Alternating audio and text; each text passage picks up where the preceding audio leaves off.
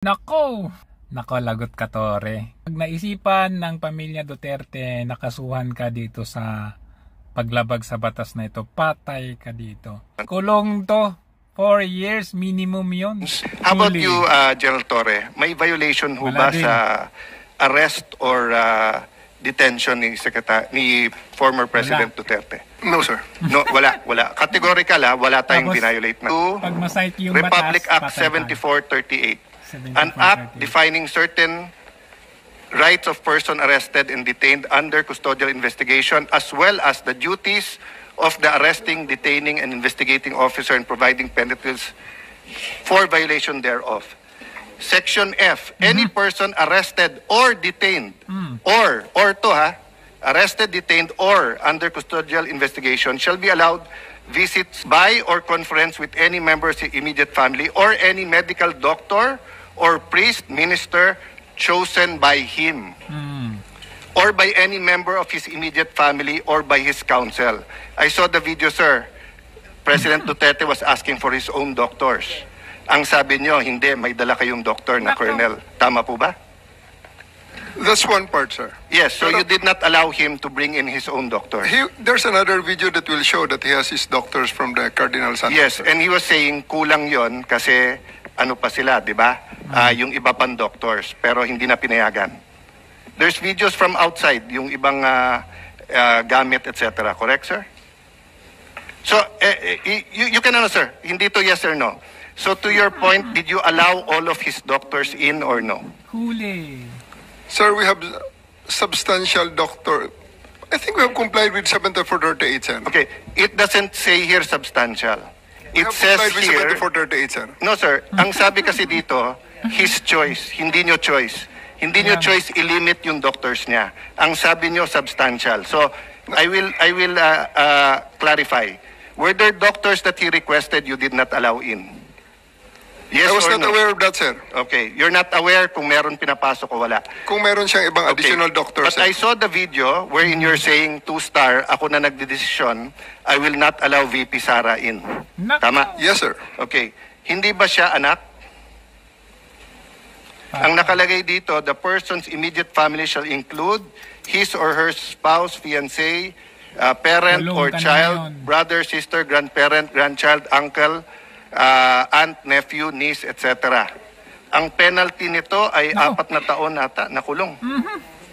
Penalty clause. Any arresting public officer, employee, or any investigator who fails to inform any person arrested, detained, or under custodial investigation of his right to remain silent and to have competent penalty of not less than 8 years. Ito, sa letter B, any person who obstructs or prevents any of his lawyers, any member of his family, or person arrested, detained, medical doctor or priest of his choice, 4 years.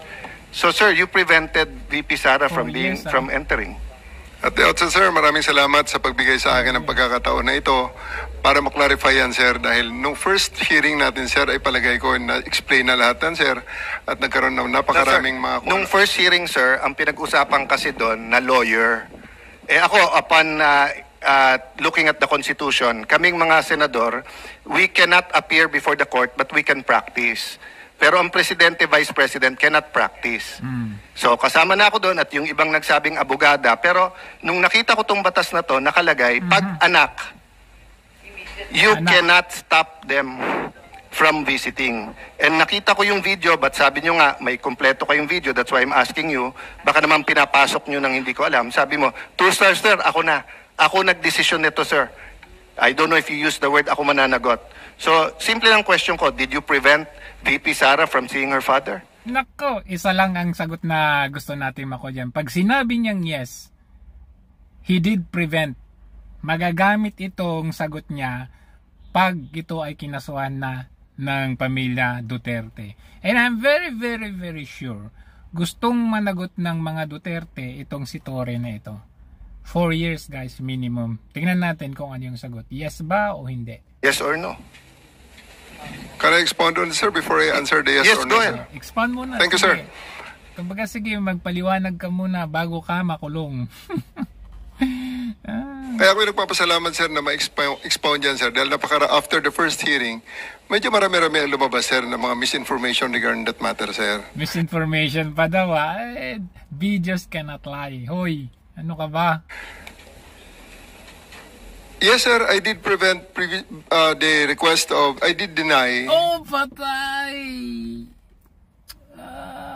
Buti, salamat, hindi ka nagsinungaling.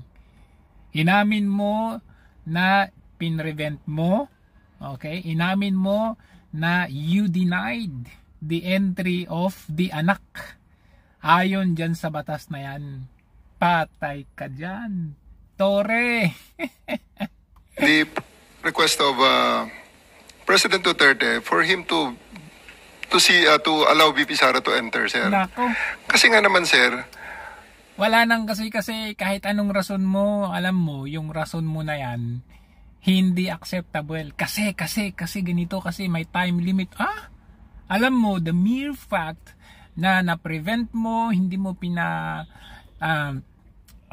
pinagbigyan yung kahilingan nung arrested, detained person. Mag-aalas 10 na yun, sir. And that is already around 12 hours after we first got him into custody. And so? The VP has all the chances to be with the President earlier that day. We are expecting her actually, sir, mga alas 3 pa lang. Napakasinungaling mo talaga, all the chances. Noon pa nga, si Bongo nga, tinakbuhan eh. Hindi, una pa lang, doon pa lang sa tarmac. Doon pa lang sa tube, hindi nga ninyo pinapasok yung doktor, doon pa lang eh. Si Senator Bongo, hindi ninyo pinapasok doon eh. Sinungaling talaga. May information na darating siya. And pero salamat, umamin ka.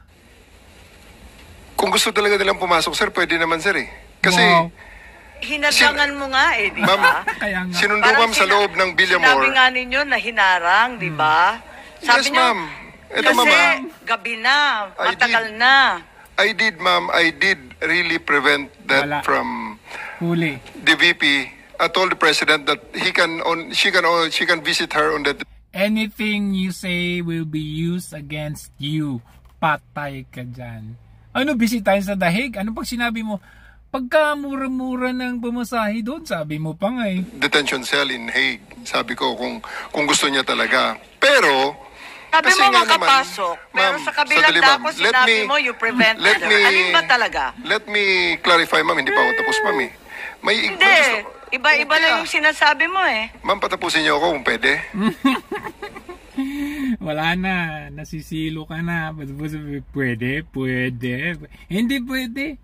Sana gayahin ni Senator Ramy yung ginagawa ng nasa Tricom, Quadcom na yan. Hindi pwede. Hindi ka pwedeng pag hindi pa tapos, huwag kang magsasalita. Mga ganun. Kasi parang kala nyo kung magsasalita ang mga to siga. Kung pwede, ma'am. Okay lang. Kasi ma'am, meron tayong I think the resource person is if you will allow me. Alam ko may gustong sabihin si Senator Bato dito. Nararamdaman ko na parang gusto niya na, respeto naman. Nagsasalita, ayan nyo muna yung committee na mag-give floor sa inyo bago magsalita. Pero nagtinginan sila ni Senator Amy. I think pinapacify ni Senator Amy si Senator Bato dito eh. Kaya hindi na tinuloy ni Senator Bato. Sir, if you will allow me, sir. Yaw. Okay, sir. Kaya nga, but please. Eto, sir, But please, sabi niya dun eh. But please, after all was being said and done. Sabay-sabay ni Senator Bato. Alam nyo, hindi ko masisi yung emotion nila dito eh. Kahit nga yan si Senator Bongo nung nagsalita siya dyan, biruin ninyo 27 na gamot, tapos tumaas ng 300 yung blood pressure niya. Grabe, no? Hindi man lang kayo naawa? Yung sasakyan ni Hanilet, sir, and 5 other vehicles. Sinungaling? Nakapasok at sinundo sila, sir. Ang eroplano nasa bukas pang pintuan, sir. So, yan, sir, ang isang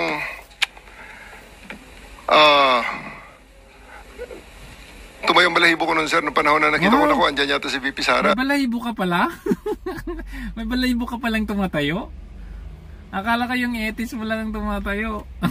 Tumayo din pala hibo. Para andyan si Bongo nakapasok na. Kasi sinusundo na sir si Hanelet at saka si Kitty sir ng kanilang mga sasakyan together with the other entourage. Ako yung in charge. Bakit nila sumabay dun sir sa tarmac? Bukas pa naman sir ang pintuan. Hihilahin ko yan. Alam mo, Madam Chair, Sir, that's a new information sir. Kung pwede pumasok yung si Ma'am Hanet. Isisingit mo ngayon lang yung new information na yan. Hoy, meron kayong sinumpaang salaysay. Under oath kayo, tas ngayon magsisingit ka ng new information.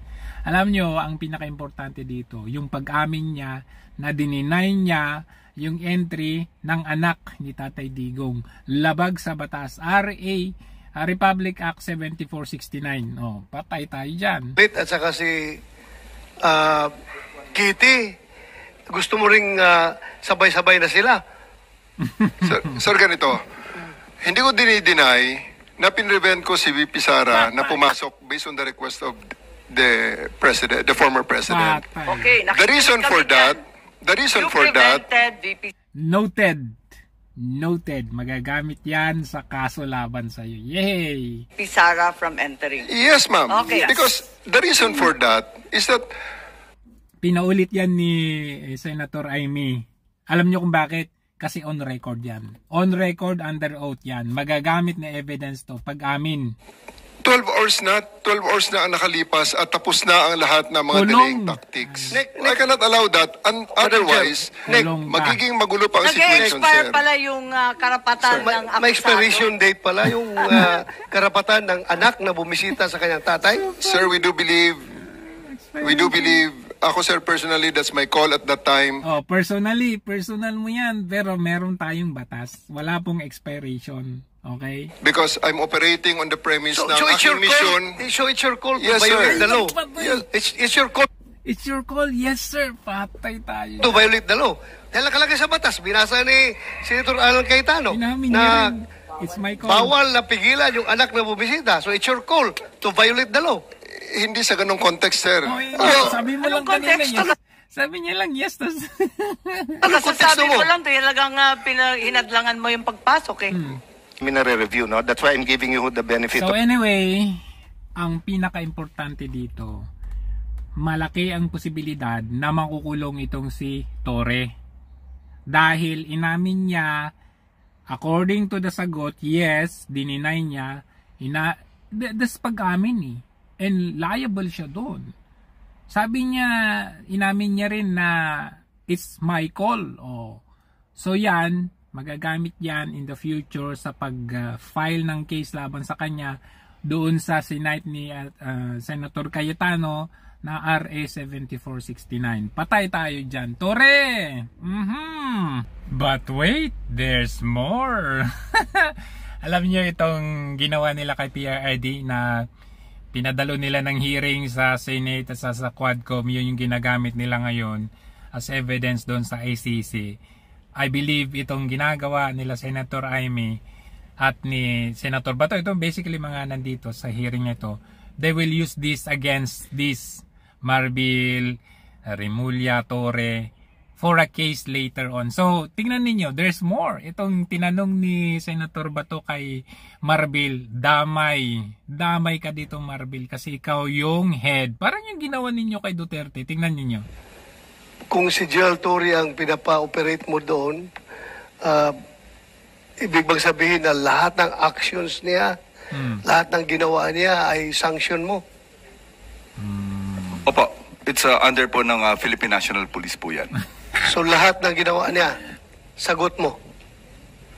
Yes, sir. Opo. Thank you. That's your PNP that... ano to kumbaga nilalagay lang sa kahon ni Senator Bato for the record kasi magagamit ito talaga in the future. I would like to believe whatever your people does or fail to do, sagot mo. Diba? Just want to clarify, no? Ang sinasabi po natin, all legal po. Ang sinasabi lang, we're just assisting po yung PCTC. That's reasonable po na ang request po is coming from PCTC. I'm not referring to PCTC anymore. Yung sa kabuuhan ng operation, Dito po sa Philippine National po, lahat po ng aksyon ng Philippine National under po sa atin, it's all legal po. When it comes to illegal, meron naman po kami mga ginagawa po dyan. Hindi ko na sinabi illegal. Akin lang, basta yung ginawa ng tao mo, sagot mo, dahil ikaw si PNP, di ba? Dapat ganun. Yan man talagang kuwan natin, trabaho natin. Sagot ko kayo lahat dahil... yun lang ang kailangan nating makuha dito na sagot. Yung pag-ako. Ito. You are carrying out my orders. Yes, sir. Tama po yan. Kasi ang mandate po ng CID is really to effect po yung mga warrants of arrest po. Okay, just for the record. For the record. Just for the record, Madam Chair. Thank you. Ayan. So, for the record, yung for the record na yan, ilalagay sa record yan kasi gagamitin yan. Sinabi ni Marbil na para sa mga legal na activities, okay. Pero nakita naman natin, na-establish na dyan sa batas na yon na merong illegal na ginawa si Tory. Anong ginawa niya? Pag-deny doon sa anak, immediate family. Di later on, yan yung magagamit na may pruweba. Umamin din si Tory, tas mga videos, tapos umamin itong si Marbil na accountable siya. Dahil siya yung may utos, kumbaga siya yung indirect co-perpetrator. Patay ka dyan, Marbil! But wait, there's more. Pati si Remulla umamin. Patay ka. Hey, that's what the law provides. So, sir, you're the one giving the orders. Well, in some ways, because I gave them the legal basis for all the actions that happened. So you're the one giving the orders. If I have to be the one, then if I am the one, no, that is referred to, I will admit it. That I gave the clearances. Number one, serve the warrant of arrest as I saw it, as I deemed fit. And number two, to fly him to The Hague, to be surrendered under Section 17 of Republic Act 9851. Good job sa hearing na to. Good job sa hearing na to. Good luck sa inyo. Lahat kayo dyan, good luck. Kulong ang labas ninyo dyan.